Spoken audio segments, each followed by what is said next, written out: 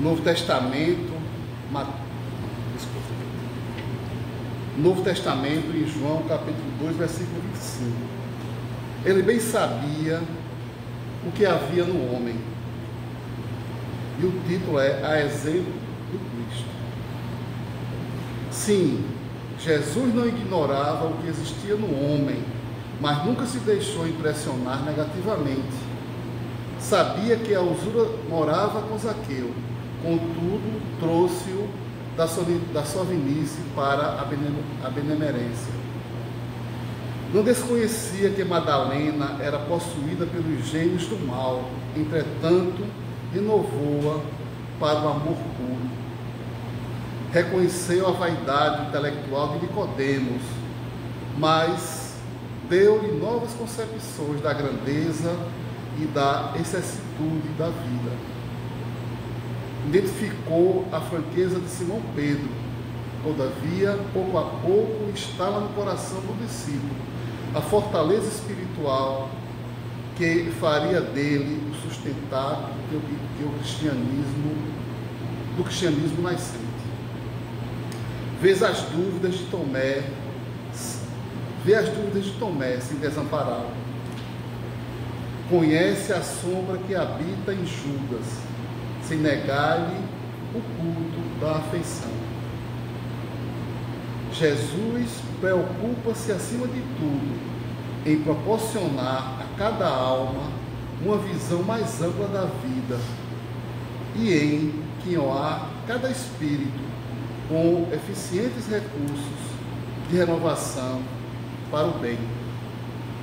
Não condenes, pois, o próximo, porque nele observe-se inferioridade e imperfeição.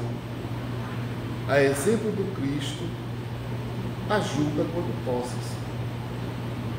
O amigo divino sabe o que existe em nós. Ele não desconhece a nossa pesada e escura bagagem do pretérito, nas dificuldades do nosso presente, recheado de hesitações e de erros, mas nem por isso deixa de estender-nos amorosamente as mãos. Então, meus queridos, vendo os personagens que Jesus conviveu naquela época e identificava as suas imperfeições, e nós, nos colocando no lugar daqueles que conviviam com Jesus, podemos também identificar algumas de nossas imperfeições. E perguntamos: Jesus conhece nossos corações? Conhece. Tão bem com aqueles com quem viveu mais próximo do passado. Jesus, antes da gente chegar a Ele, por sua fantástica mediunidade, podemos dizer assim, porque Jesus, alguns até dizem que ele não precisava de mediunidade. Pelo seu grau de superioridade moral, ele enxergava os nossos corações. E conhece os nossos corações. Os privilegiados daquela época ele acolheu. E nós, meus irmãos, nós herdamos o quê? O Espiritismo. Então o Espiritismo nos repete o que Jesus disse aos seus discípulos naquela época. E é como se ele estivesse presente nas nossas vidas. É uma forma de nos consolar, é uma forma de nos sustentar, é uma forma de nos fortalecer, é uma forma de nos proteger do mal, das tentações diárias às quais somos expostos aqui no planeta Terra. E nós temos uma passagem no nosso lar, eu não lembro o nome do personagem, acho que é a mãe de... acho que é Laura, que é a mãe de um deles lá, e ela está prestes a voltar, e ela se prepara e procura as entidades mais elevadas, e chora. Por que ela chora? Como eu acho que também nós choramos. E voltamos o quê? Ao palco da guerra psicológica, da guerra espiritual. Esquecemos de todo o nosso passado e vamos nos confrontar com todo o nosso passado e enfrentar novamente. E é preciso forças, preciso muitas forças para poder ter sucesso aqui no plano. Muitos, né, nós vemos também no segundo volume da coleção de Chico Xavier, que é a primeira Nosso Lar, acho que se não Mensageiros, né? Quantos caem? E quantas vezes também nós caímos? Quantas vezes nós caímos? Então Jesus nos olhava, podemos dizer assim, olhava as criaturas daquela época. Eu não sei se eu estava lá, possivelmente não, porque se tivesse seria uma criatura melhor, e sei, né, das minhas limitações, ou se estava não aprendi, voltei aqui novamente para aprender. Então ele nos olhava com compaixão. Nos olhar com compaixão. E eu gostaria de repetir aqui uma frase importantíssima. Não condenes,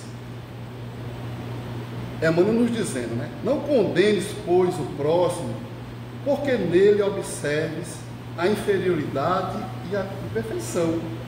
Ora, meus irmãos, também nos condenemos não. Trazemos também inferioridades e imperfeições.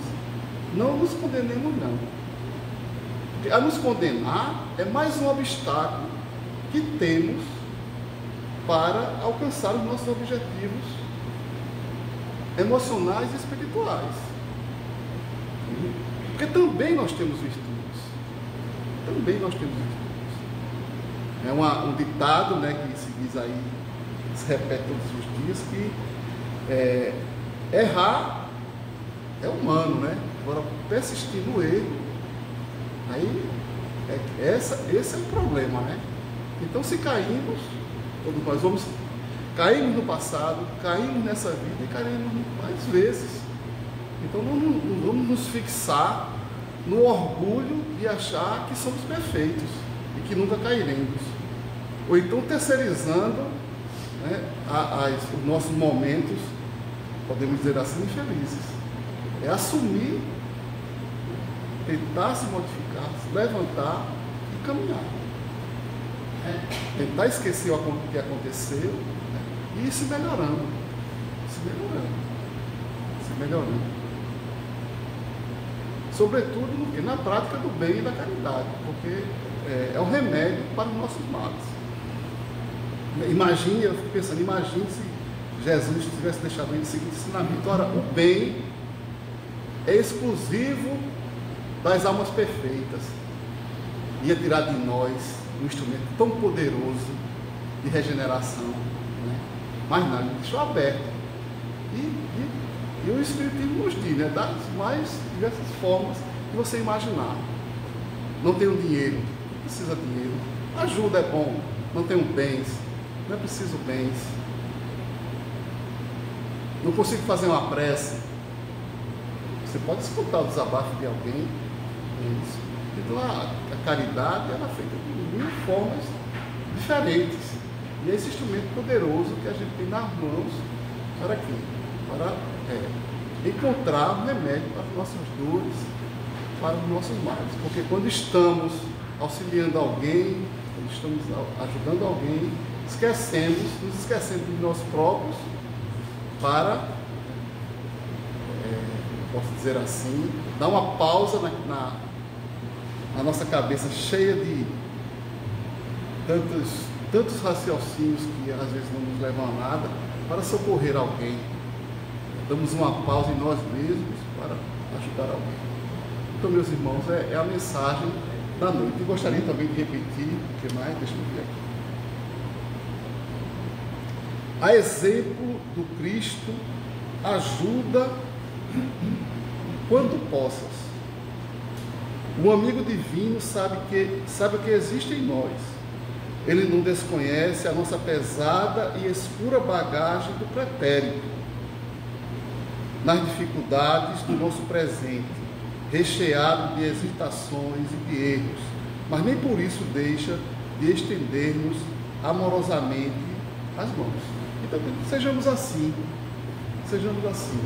antes de apontarmos o dedo, antes de querermos julgar, antes de querermos, porque nós somos assim, né? Nós investigamos, nós constatamos, nós julgamos e nós condenamos, né? Isso com o nosso irmão. Então, antes de que isso aconteça com o nosso próximo, examinemos com sinceridade o nosso coração. O que é que eu faria se fosse fulano? Como é que eu agiria? A gente não sabe, né? Talvez de uma forma melhor, mas também talvez de uma forma pior. A gente não sabe os dramas, as dificuldades que o nosso irmão está passando para agir daquela forma. Então, como nós dizemos sempre, né? Como nos diz a doutrina, né? Imitar Jesus, tentar imitar Jesus. Então, que Deus nos abençoe, que Deus nos ilumine, vamos continuar esse clima de tranquilidade e vamos escutar nossa irmã Edneide com o tema Os Familiares de Jesus na Visão Espírita. Usou, né, com isso?